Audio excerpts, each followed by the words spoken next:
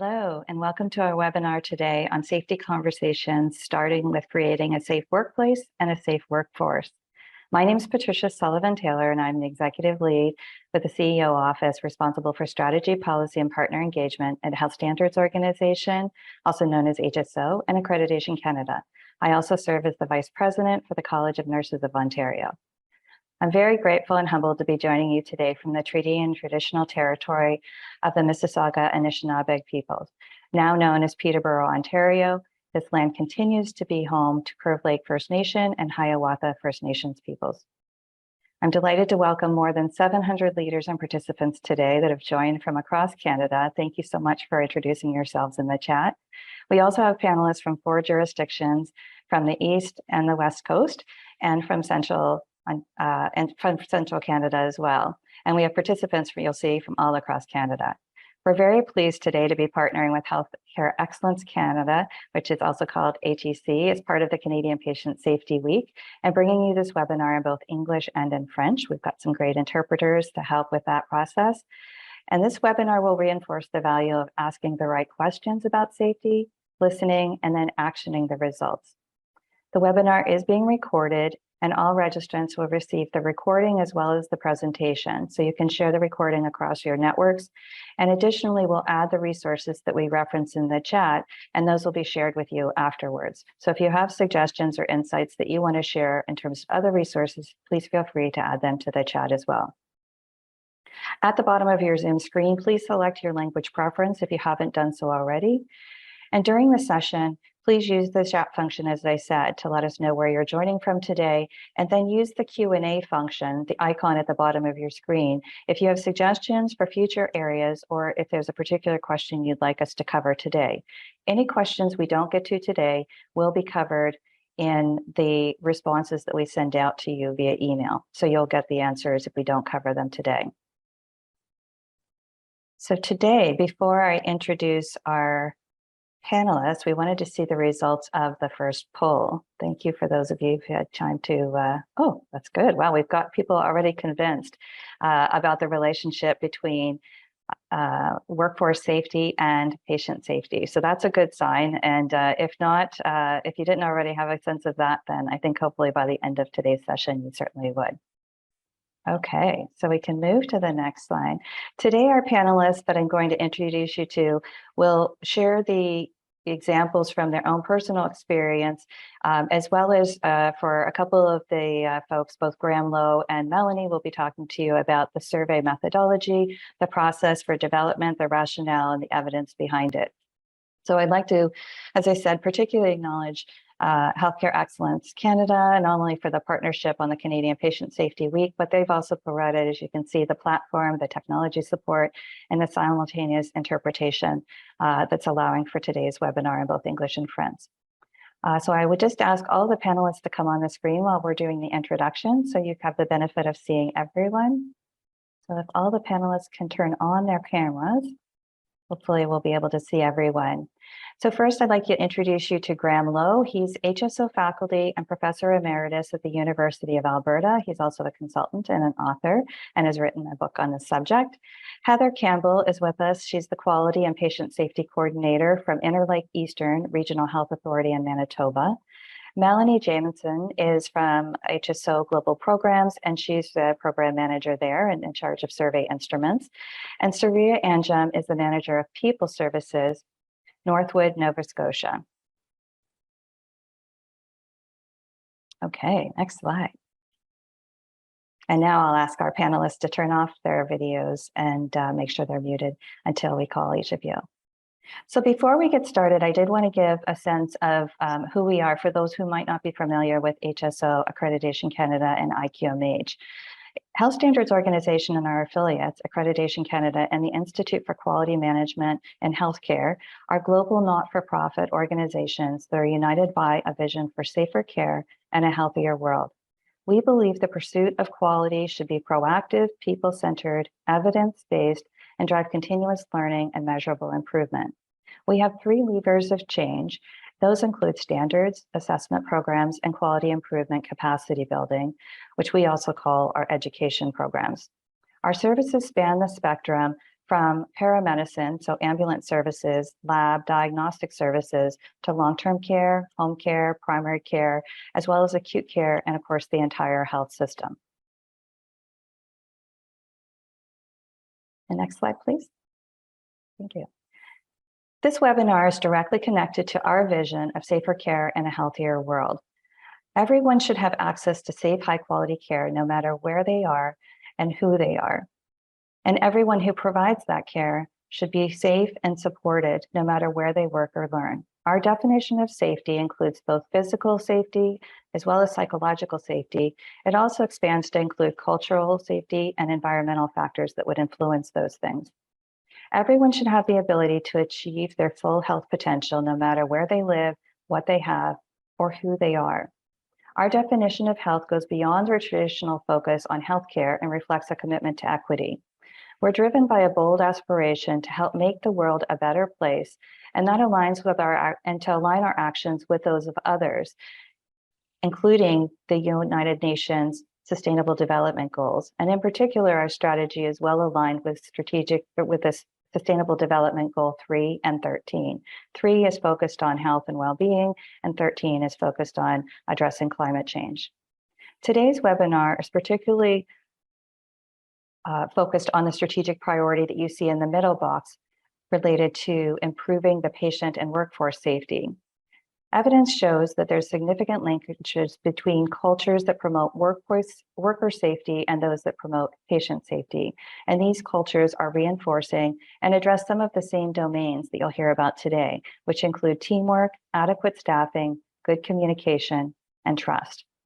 And you'll see a reference to the strategy later, and we'll make sure that's shared in the chat function for you as well. So you may ask, why does workforce safety matter? Oh, sorry, next slide. Thank you. And why the need for a workforce survey? The World Health Organization Global Patient Safety Action Plan for 2021 to 2030 calls for international approaches to establish a safety culture across the health system. This includes regular surveys of health organization safety culture and the use of this data to address gaps and build a safety culture across organizations and across health systems. On the left side of the slide, you can see that we've highlighted 7 strategic objectives that are outlined in this World Health Organization Global Patient Safety Framework for Action. You'll note that strategic objective 5 is focused specifically on healthcare worker safety, education, and competencies of the workforce. Workforce safety is also reinforced in the OECD 2021 report that states the measures of worker safety are a valuable complement to commonly used healthcare quality metrics. A sufficient and capable workforce is the foundation of resilient health systems. In the most recent 2022 OECD report on patient safety culture, they found that just 2 in 5 surveyed health workers in OECD countries believed that the staffing levels at their workplace were appropriate for ensuring patient safety, or that mistakes and events that they reported would not be held against them. Furthermore, only half of those health workers believe that their hospital management provides a work climate that promotes patient safety and shows that patient safety is their top priority. Many of you will know HIROC as the insurer for many organizations, across healthcare organizations in particular across Canada. And in HIROC's most recent 2021 risk report, the top risk in acute care by rating frequency was psychological injuries. And for non-acute care settings, it was psychological injuries was at the 9th place on risk likelihood and 4th place on risk rating. So over the next 35 minutes, you'll hear about HSO's workforce survey, and you'll hear about Saria and Heather's experience as early adopter organizations who've been using the survey and implementing it in their own settings. I'll now ask Graham to turn on his microphone and video, and we'll turn it over to Graham Lowe, an esteemed member of the HSO faculty. Over to you, Graham. Thank you very much, Patricia, and welcome to everyone who's joining this webinar. And a big thanks to all of the people who have worked so diligently to make this happen.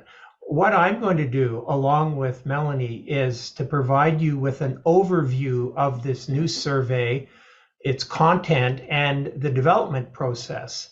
The Workforce Survey on Well-Being, Quality, and Safety was developed by Health Standards Organization to obtain workforce members' assessments of their work environment, their well-being, safety, and care quality. So it integrates all of these big areas. So the new survey provides healthcare organizations and their workforce with actionable results that can lead to improvements in all of these priority areas. As mentioned, it's going to be required by Accreditation Canada as part of its new Cumentum program. The survey contains 50 forced choice questions, 1 open-ended question, 4 background questions, 10 demographics. So that totals 65 items, and it takes about 15 minutes to complete. It replaces and updates 2 existing surveys, the Work-Life Pulse tool and the Canadian Patient Safety Culture Survey, and they're over 10 years old, so they definitely were in need of refreshing and renewal. But I want to emphasize, this is a new survey. It is not a merger of the Work-Life Pulse and Canadian Patient Safety Culture surveys. But having said that, I also want to point out that 22 of the new survey items are comparable, so that if you've conducted these previous surveys, you can establish trends over time on some of the measures. The survey will be completed by an organization's entire workforce, and that's defined as, and I'm going to read this definition because it's very encompassing. So it's defined as everyone working in or on behalf of an organization on 1 or more teams, including those who are salaried, hourly paid, in temporary term or contract positions, clinical and non-clinical positions, physicians, regulated and non-regulated health professionals, and all support personnel who are involved in delivering services in the organization. So basically, it's everyone who's paid to work in the organization.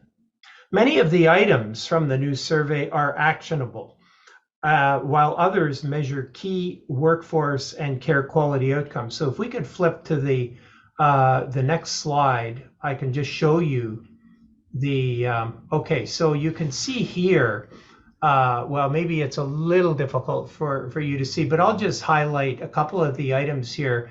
The item that says, I received training I need to do my job, is very clearly an actionable item. If you get a lot of disagreed responses to that, you know what you need to do as an employer to ramp up your training. So that's just one example of how clearly actionable the items are. Some of the measures in the survey also tap into Accreditation Canada's leadership and other standards. So for example, the survey item, We Treat Patients with Respect and Dignity, provides direct measures of the leadership standard and also signifies a caring culture. So you can really use the survey to assess the compliance of your organization to these leadership standards. HSO will adapt the wording and the instructions of the survey for long-term care and other health sectors. So for example, the word patient will be replaced by resident or client when the survey is used outside of acute care organizations. The new survey offers healthcare organizations a unique big picture view of a wide range of mission critical topics. Survey results will enable organizations to identify sources of risk to patients and their workforce, and equally important, learn about the factors that contribute to excellent performance at the work unit, the work site, and the organizational level. So basically it combines a safety 1 and a safety 2 lens to look at the workforce and the quality of care being provided. So very briefly, I'm now going to outline the survey development process. Survey topics and relevant measures were selected based on 5 sources. First of all, an internal HSO report done in July of 2020 that analyzed merged data from all of the Work-Life Pulse tool and Canadian Patient Safety Culture surveys conducted in 2018. So basically, this gave us 25,000 respondents in 164 healthcare organizations and enabled us to do a very thorough statistical analysis and validation of the tools. Second source was Canadian Accreditation Clients Consultations. So we had extensive conversations with a variety of clients on the proposed changes to the surveys. Third, we also paid very careful attention to the emerging issues identified in publications such as the Canadian Quality and Patient Safety Framework and HSO's Toward People-Centered Care Culture and Practice. Fourth, I did an extensive search of PubMed for referee journal articles on relevant topics going back over 10 years, and definitely identified a range of new topics and issues that were deemed to be critical for performance in healthcare organizations. Fifth, I also did a review of a range of validated questionnaires that are being used in healthcare. For example, the NHS Staff Survey, AHRQ's Hospital Survey and Patient Safety Culture, the SCORE Survey, the NRC Employee Experience Survey, Gallup, and others, and looked for items in those surveys that could fill important gaps. The July 2020 report that I mentioned statistically identified key dimensions of work life and patient safety culture. And this was reinforced by the scan of relevant publications and in the research literature that I mentioned. So we were able to identify 5 work-life pulse dimensions and 6 Canadian patient safety culture dimensions that were essential to improving patient care and also were interrelated. So what that means is that in these in the merged surveys, respondents who gave their unit a high rating on the quality of care provided also gave their workplace a high rating in terms of it being a quality workplace to be part of. So we identified a range of new issues that the survey, the new survey addresses. So these include job burnout, collaboration, communication, equity, diversity, and inclusion, moral distress, people-centered care, psychological health and safety. And on that topic, I want to point out that this new survey maps to the National Standard of Canada for Psychological Health and Safety in the Workplace. It measures all 13 workplace factors identified in the standard as essential for a psychologically healthy and safe workplace. We also included measures of retention, patient safety, incident reporting, shift transitions, and worker health and well-being.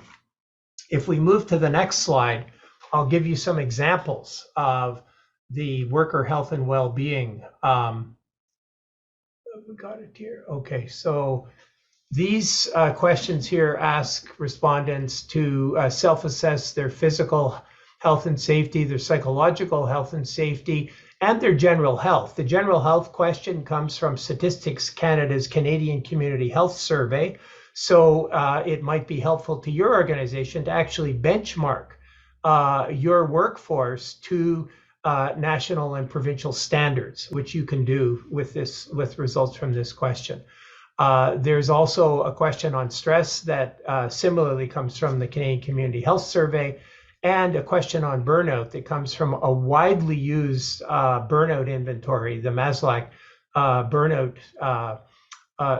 scale, and it's been used in thousands of organizations, so it's clearly a well-validated single item measure. Over time, HSO will have the potential to use the cumulative results from the new survey for benchmarking and reporting key attributes of high-performing healthcare organizations, both on the workplace side, on the patient safety side and on overall quality of care. The survey has been already pre-tested in English and French to check wording, instructions, and its usability across different sectors. The first wave is now underway with some very interesting results that Melanie is and the other panelists are going to share to you. So thank you very much, and I'll pass it over to Melanie right now. Thank you, Graham, for that detailed overview. If you want to move to the next slide, please. And so this slide here is a busy slide, and Graham has kind of captured some of these bullets here, but I'll spend a couple minutes walking through the development path on how the tool was come together. So one of the biggest takeaways here is that it wasn't myself and Graham kind of co-developing this tool together. We did have a detailed, rigorous, thoughtful path, which started in the summer of 2020. So Graham has already noted that we invited him in to complete a comprehensive review of our existing survey instruments, supported with a complete environmental scan. This review led us to make several recommendations, including the recommendation to sunset and consolidate our Work-Life Pulse for Physician, and our Canadian Patient Safety Culture Survey. Before we moved forward with any of our recommendations, we did consult with 37 Canadian accreditation clients for their feedback. So this was a representative group of clients. We heard from different sectors, organization sizes, as well as different regions from across Canada, and documented all of that in a what we heard report. One of the findings from that report, and while not everyone agreed with recommendation, we did have strong support to move forward in a single survey instrument, and we developed the HSO Workforce Survey on Wellbeing, Quality, and Safety. Once we developed that draft version, we created a client working group. So that was made up of 8 organizations, again, representing different sectors. And they really helped us co-design the tool and finalize it by providing their valuable feedback and recommendations, all of which were incorporated into an updated version of the survey. We were then able to test the tool out, as Graham mentioned. We received over 650 responses back from members of the workforce, again, gathering feedback from different sectors, regions, job occupations, as well as we implemented the tool in both English and French. Overall, we received very positive feedback on the survey. We asked workforce members to evaluate the survey there. They understood why they were being asked to complete the survey. They understood the content within the survey. They felt the length of the tool was appropriate, and they felt that all critical topics were being measured. We did make some minor modifications to the tool, and we began, coming up with ways on how we could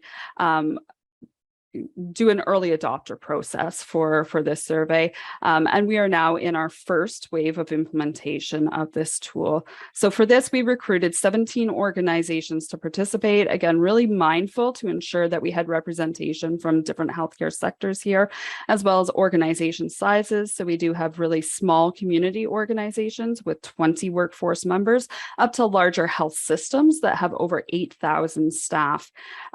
There's several multi-site organizations participating. So we do have 345 locations that have been included in this first wave of implementation. And by the end of November, over 32,000 workforce members will have been invited to share their feedback. As of today, 16 out of the 17 organizations have launched their survey.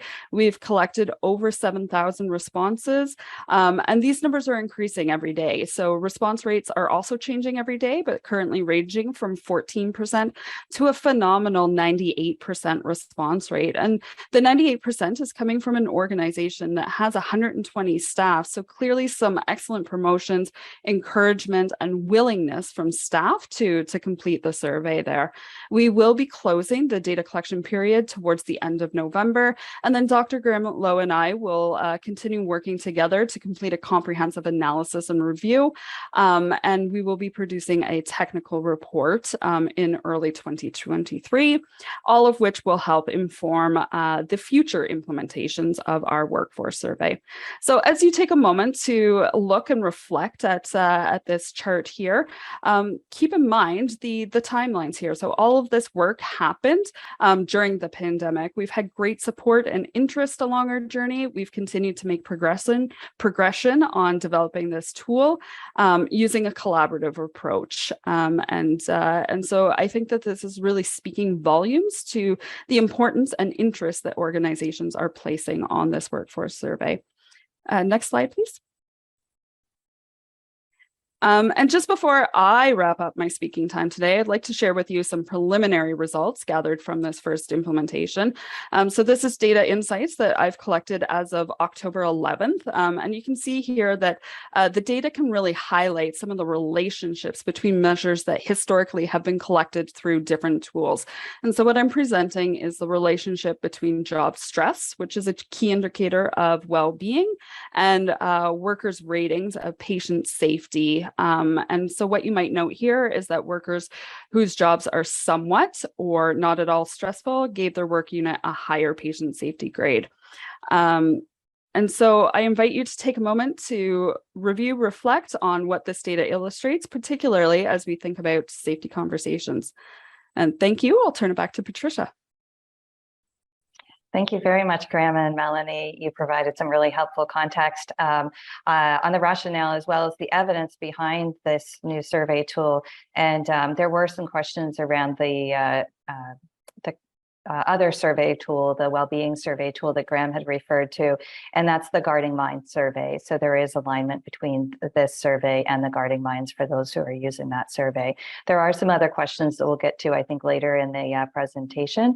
But now I want to ask you both Melanie, I think you've already turned off your video, and I'm going to turn it over to Saria to turn on your microphone and video, and then over to you for you to share your story of Northwood. Thank you. Hello, everyone. It's great to be here this afternoon, and thank you very much for inviting me to participate in this webinar. My name's Saria Anjum. I'm the People Services Manager at Northwood in Nova Scotia. We have long-term care facilities in Central Zone, and we also have home care services in Central Zone, as well as Antigonish and Burdett. So we were very excited to participate and be one of the members of the early adopter site. Some of the reasons, and the main reason, I suppose, we became an early adopter site was, in a way, to be selfish. It's part of the accreditation process going forward, and we also wanted to be a part of the early adopter site. So we have the data right here very soon, hopefully, to be able to then, when we do implement it going forward, we'll have this data from this period of time to be able to compare the data when we do the questionnaire again. It's integral that we get feedback from frontline services and employees, because there is absolutely a direct link, as Patricia said earlier today, that work life, having a happy work life, a safe work life, impacts on direct quality of care to our residents and clients.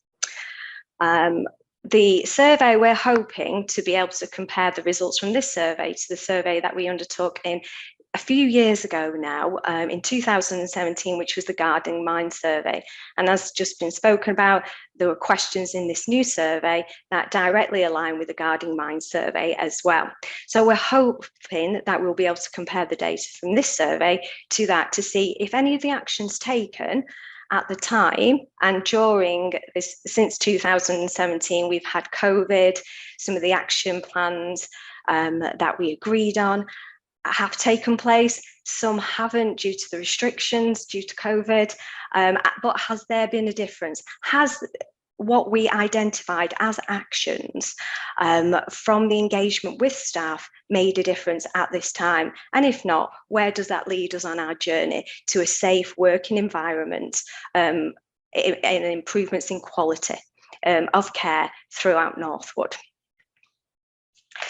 It also will lead to us looking at areas of specific concern as well, where we can drill down the data in not just from an organisational wide perspective, but also a local department perspective. So do we look to do local questionnaires and staff engagement to put remedial action in places that may not need to go organisational wide, but more at a local level as well. So what we wanted also as part of this a new questionnaire, staff survey that has gone out, it was great to see that it covered an array of questions and issues. And as Graham spoke about previously, there were 2 surveys that people would have to complete. Now there is 1 survey. So we were hoping this would increase the uptake in the responses, because we would prefer to have more responses so that we have quality data. The response rate from the Guarding Mind survey, we have seen an increase. When we did it in 2017, it was 26%, and it has had an increase of 32%. I would say that on our journey on looking at how do we increase response rates, we have looked at technology. So previously it was paper-based and email-based, where we did find that introducing a hub-based technology, ITACIT, gave a broader forum and I suppose platform for communication with our staff. So they, the ITACIT, oh, excuse me, the ITACIT system is also a web-based system and an app-based system. So staff were able to access the survey online on their phone, which we're not completely confirmed if the data, if that is why people participated more on this survey, but that's something that we will analyse when we get the results through. I think from the results from this survey, like I was previously looking at, it's around have changes being made. We also have these, it's really important that the results are reported at a quality council level, but then filter down to departmental level throughout the organisation. The results will inform our quality improvement plans. It also will be included in our strategic plan for the next few years, and also our operational plans around how can improvements be made around, I'll just step back a little bit here as well. So we did the Guarding Mind survey in 2017, and some of the outcomes from that survey were that staff felt they were engaged and that they knew the objectives, the organisation, but a few things that were highlighted as areas for improvement were around diversity, mental health in the workplace, how that links to a safe environment, leadership development and accountability. So there was a main focus on these areas over the past few years and putting action plans in place around a leadership shift. So we saw that we had leadership convention, which is a large meeting of key people across the organisation that come together to share what's going on within their services, to share different ideas, and also where different services and departments can help each other to achieve objectives that are linked to resident and client outcomes. There was also work done around leadership and strengthening education around Dalhousie University and leadership executive management courses. And what we want to see now is, are those actions that we undertook, have they made a difference or not, as the case may be? So the action plans that were developed as well were around looking at a respectful and supportive workplace. So looking at diversity inclusion. There was an element as well around bullying and how people may not feel safe in the workplace. So how do we address those concerns that have been raised? Because clearly the psychological contract with an organisation is extremely important to make sure that staff feel safe, that they want to come in work, to then obviously care for our residents and clients. It would be interesting to see and compare the results from the Guardian Mind survey to see if the employee perception has changed. What the changes that have been introduced, what are the outcomes from those changes? Have they made a difference? Have they made a difference to our journey that we've been on for the past few years for both employees and for the residents and clients? There's a shift in area from improvement, because one of our values, and this is why we did the Guardian Mind survey, because it aligns very clearly with our values on putting people first, accountability, and that we can always do better. Some of our engagement as well and getting feedback is that we will share our results with the staff. We will also share the results with residents and clients and family members to get feedback as well on what their thoughts are on how we can do better as an organisation. So fundamentally, it's very exciting to be part of the early implementer sites because we're looking forward to the results. And I think that's really all I have to share with you today, because I am on a timeline. So just checking my phone. Sorry, I'm 2 minutes over, Patricia. So I will sign off. Thank you so much, Saria. I love hearing about your experience and how you've been in, both from the engagement perspective, but also how you're connecting the dots between what was done in Guarding Minds, which is now like 5 years ago. That seems like an incredible amount of time. Obviously, a lot has happened in healthcare since that period of time. So thanks very much for sharing that journey. I really enjoyed hearing about how how you've been engaging locally within at the department level and making sure that support is there both pre as well as kind of post to build the engagement support, but then also letting them know that they'll get to see the results. And then also how you're kind of doing that up through the organization, even so much as, action it so that it's outlined in your strategic plan, it's outlined in your operational plan, et cetera. So great to hear that. And we'll certainly have more time for the panelists to ask you some questions, I think, as well, and probably some questions from the audience. So I'm going to turn it over now, though, to Heather to make sure she has plenty of time to speak as well. So, Saria, if you could turn off your camera and mute your microphone.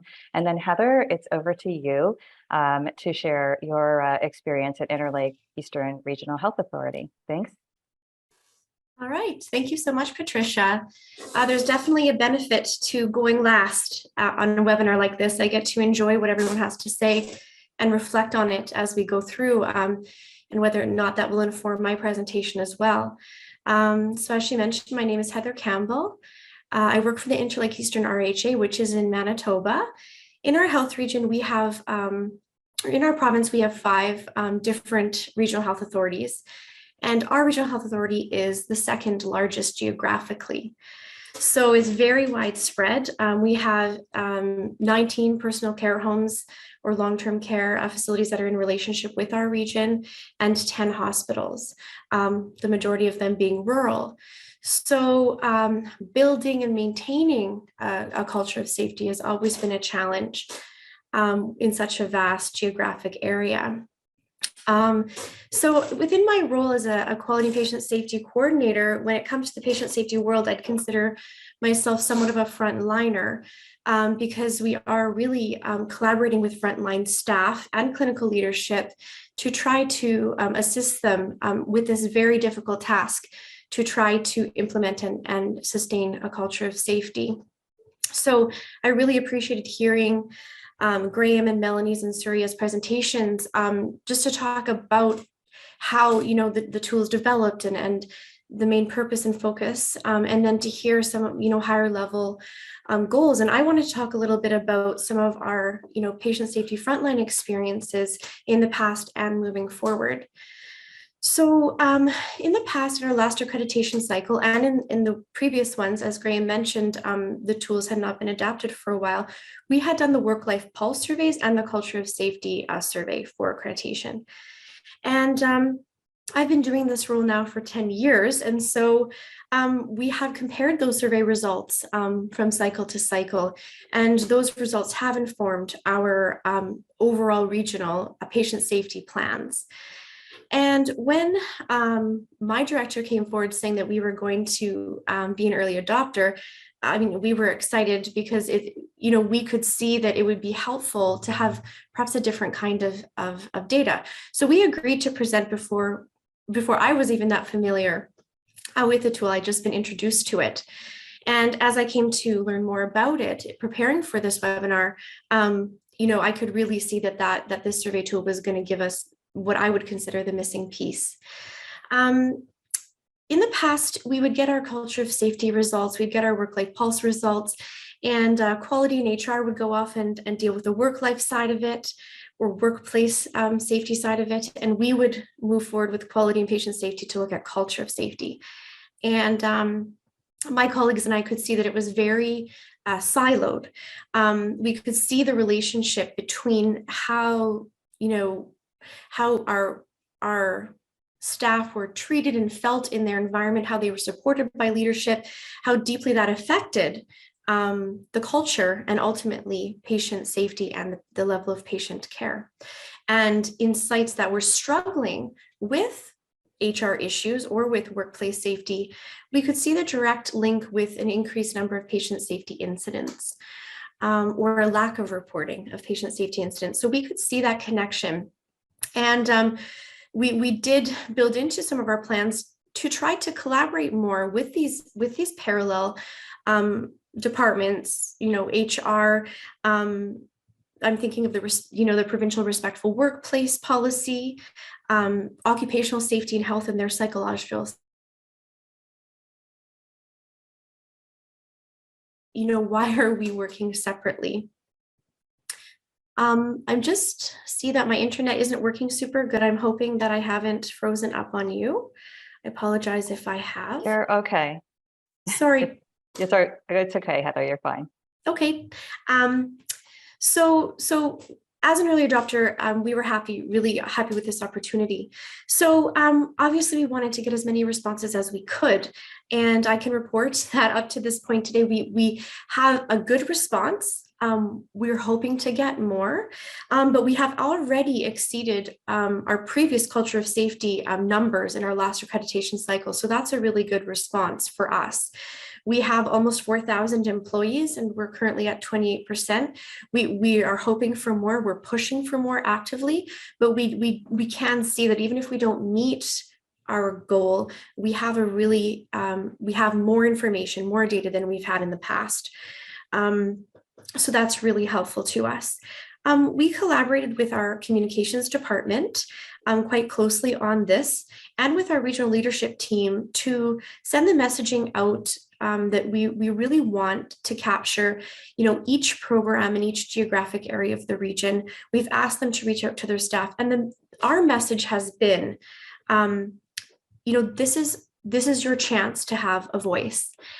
This is your chance as a frontline care provider or as a clinical leadership member to step forward and have your voice. So that's been our messaging. It's obviously very challenging with the way things are in healthcare today. The cost of going through the pandemic, the level of burnout that frontline staff are experiencing, filling out a survey can feel like just one more thing to do. So the messaging has been very supportive to say, please share your voice with us. We have different ways of connecting with staff. We've put messaging in our weekly Wednesday Wave, which is a newsletter that goes out to all of our staff, and just continuing to link with other clinical programs. So we had some acute care staff who were going around the region for a different initiative to really push the survey when they went through. Some of our own staff have done a roadshow across the geographic region. And one major benefit that we saw with the survey was, rather than being paper-based and setting up computer labs in different sites, having the scan code for frontline staff to scan in their clinical environment was very, very helpful. So those technological options are a big improvement, just to try to be more cognizant of staff's time and making it more convenient for them. So moving forward, our plan's the same. The results from this survey will deeply inform our patient safety plan and our actions moving forward. We always drill down to team-based, site-based. We know we have different cultures all across our region. We have an overarching culture, and then we have pockets of different cultures by program, by community, by site. And so our actions will be very targeted. And now that we can really evidence that connection between the workplace safety and the culture of safety, I do believe that we can be very collaborative and move out of that siloed approach and move to a more collaborative approach at that, sort of HR, OC health, and quality patient safety leadership level to come up with some good action items for us to tackle. So we are really excited. I haven't really peeked at the results. I know that some of our team members are going on there very often. But I do really look forward to the data, and again, just really grateful to have this opportunity to try this new tool. Just from Graham and Melanie's presentation, I can see how much work has gone into this, and so far it's been really great for us. So thank you so much for the opportunity to speak. Thank you so much, Heather. And despite the technology challenges that I know you're having, trying to be sometimes so remote, I really appreciated the fact that, you're already experiencing the benefit of, that early engagement, that you collaborated with your communications team, you've looked at all the existing channels you can use, and that you're already seeing the benefit of some pretty good response rates, which is great, and higher than previous surveys. So that's, tells me that you guys are doing something right. And I appreciate the vastness with which, the population that you're serving as well. It's quite a remote region that you're in, and a large one at that. So thanks for joining us today and sharing that experience. I think before we turn it over, there are quite a few questions. And so some of those we're answering just in the Q&A line, and some we will answer in the time that we have here. Before we do that, I just want to ask all the panelists if you would mind coming back on and just seeing if you have any questions for or comments for Heather or Surya, or Heather or Surya, if you have any additional questions or comments based on what you've heard from Melanie or from Graham. And then we'll open it up to the questions from the participants themselves. So first, any questions for Heather that folks have, or comments based on what you heard? I just say excellent presentation, both Surya and Heather, and you raised some very practical issues and challenges in terms of just fielding a survey like this. And the fact that now organizations are required to do a single, comprehensive, and integrated survey, I think will make that process easier and reduce the administrative burden, because previously, remember, there were 2 separate surveys that had to be conducted. So we're now down to 1. I would agree with that comment. Sorry, Graham. I think in the life of surveys that we have, people do get survey fatigue. So it's great that we have this one survey that touches on staff perceptions and how staff who are on the front line can contribute to increasing better outcomes and care for residents and clients. So welcome this new survey. So thank you. Yeah, and I just a quick comment on your use of the Guarding Minds at Work, which is an excellent tool. 2 comments. One, there's been a change in that survey. The new survey isn't quite as robust as the previous one, so your ability to use it to trend basically has been quite diminished. Second, I think what's really important is for an organization like yours that has used a survey like the original Guarding Minds at Work, is not to look for opportunities to try to map the entire survey to the new WSWQS, but rather to identify key indicators, a handful of key indicators that really measure psychological health and safety, and use those key indicators to track your progress and communicate with your workforce. Yeah, no, thank you. That's really helpful, Graham. You can do that for sure with this new survey. I just wanted to add a final thought, actually, something that I meant to mention that I didn't. Sometimes when we're thinking about accreditation, it's all the things that we must do and that we have to do as healthcare organizations in Canada. And for me, I think of it as what we should do, not what we have to do. And so it's not really an act of satisfying a requirement, but rather a true desire to know what our staff are experiencing and what the challenges in the workplace are. So, if you're going to ask the staff the questions, then you need to be prepared to hear the good, the bad, and the ugly, and be prepared to act. So I think the biggest failure would be to ask everyone for their true opinions, and I'm sure they will share difficult things, and then to not act in a meaningful way. So it goes far beyond a required organizational practice and much more into what we should be doing. So, quick response to that. You're absolutely right that being really committed to take action on the survey results, in other words, to really listen to the input that your workforce has provided, is critical, not only for making improvements in the organization and the quality of services that it's providing, but also to achieving a higher response rate next time around. Because if there's anything that reduces response rates in organizations, is inaction on current survey results. So you really want to avoid that trap.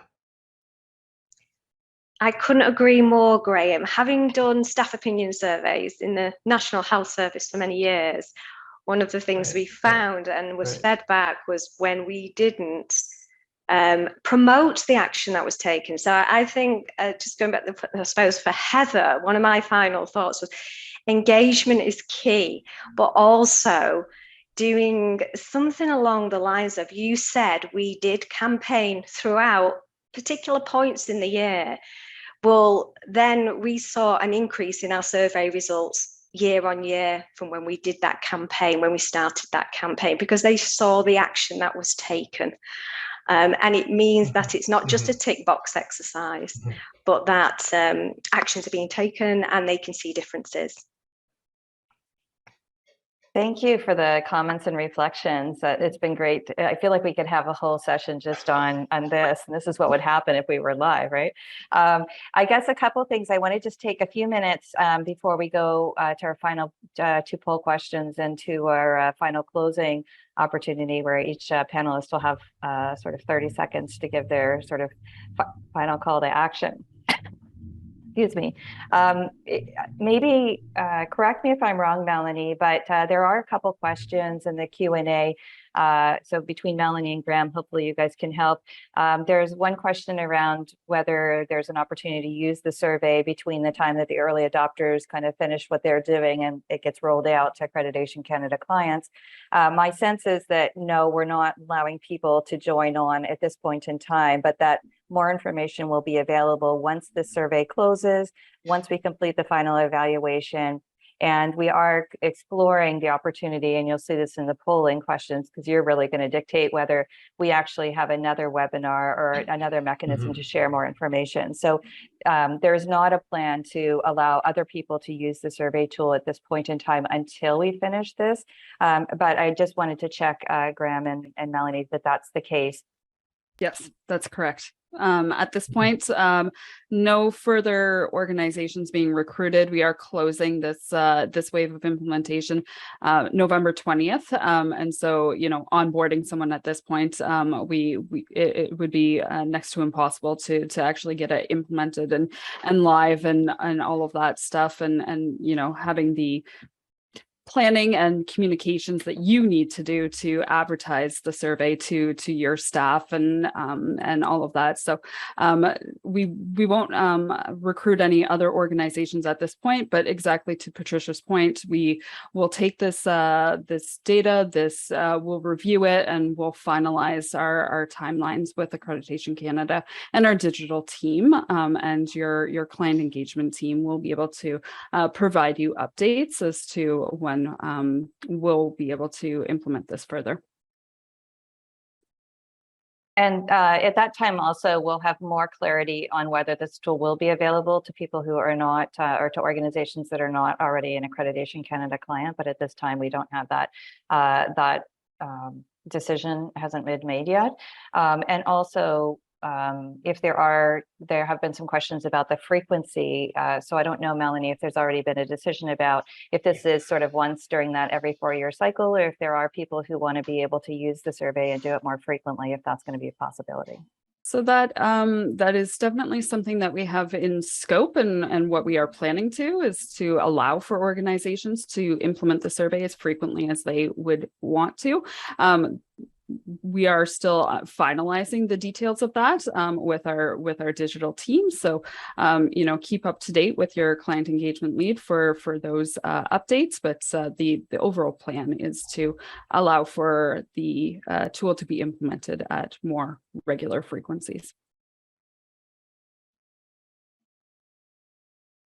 Thank you, Melanie. There was a question as well on, let me just pull it up here again. It's about the governance. How do you measure the impact of governance on the organizational safety culture in the workplace? I don't know if that's something that maybe Melanie or Graham that you wanted to respond to, or even Heather or Saria. Okay, so I'll jump in on that. HSO has also revised the governance functioning tool and has created a new tool that members of governing bodies in all healthcare organizations will be required to respond to. And it does make the same connections between the workforce well-being, the quality of care or services being provided, and safety, and does analyze the role of governing bodies in ensuring that organizations achieve high levels in all of those areas. And that tool is, well, it's been developed, it's now being reviewed internally by HSO, and I would expect that it will be rolled out sometime in 2023. Melanie, do you want to add to that? Yeah, I can just say that we just wrapped up our pilot of the tool. We've had some great responses and feedback to it. We had significant co-design with subject matter experts as well in terms of developing the tool. And so that is all in place. And just as Graham said, we are expecting to be implementing this tool later in 2023. So just to reiterate for those, so we don't get confusion about which tool we're talking about, that's the governance function tool. Some will be familiar with that if you're an Accreditation Canada client. We had that tool in the past, and it was updated to align with the new governance standard that was released in May of this year. So, so clients should be able, any AC, if you're an Accreditation Canada client, you'd be able to access through that through your accreditation portal. So in the last few minutes, I'm just going to turn us back to our two final polls. And I'm going to, as we're doing those final polls, the first is just whether you're interested in learning more about the survey findings once this finishes.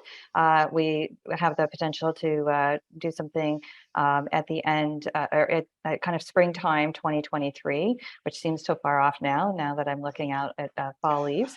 And also the level of understanding understanding that this brings in terms of how do you advance safety conversations and tools and approaches that you can use in your own organizations and your own work. So we're looking forward, and we will share the results of those polls with you afterwards as part of that email that we send out with the webinar recordings. Thanks again for joining us today. And in the last few minutes, I'm just going to ask, I'll start, Heather, with you, and then Saria, and then Melanie and Graham. 30 seconds on your final sort of call to action around safety conversations. Heather, over to you. Okay, now I have to go first.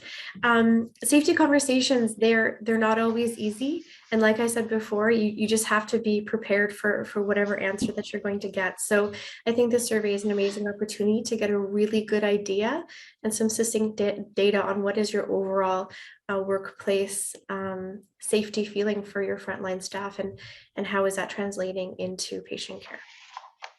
Thank you, Heather. Okay, over to you, Saria. So I'd say that everybody's, well, workforce is your largest asset, and gathering data and information from that asset, listening to them. Like Heather was saying, it's difficult sometimes to have those conversations. However, it's not a negative. If things do come up that are difficult, it only gives us the opportunity to improve. So embrace what people may see as bad as well as the good, and keep doing it, keep engaging staff, and also inform them of what has been done, because it will keep them coming back and completing the surveys, which can only ultimately lead to increased improvements going forward. Okay, it sounds like we're running out of time. Yeah. somebody has an alarm going off. So I think we're going to have to end it here. I know we're running out of time. Graham and Melanie, thank you so much for your participation and for sharing your knowledge and your expertise on this. Thank you so much, Heather and Saria, for sharing your experience as organizations who had early adopted with this tool. And good luck to the rest of you. Thanks for joining us today, and good luck on your safety journey. And thank you again to HEC for partnering with us and helping to enable this webinar. Have a great day, everyone.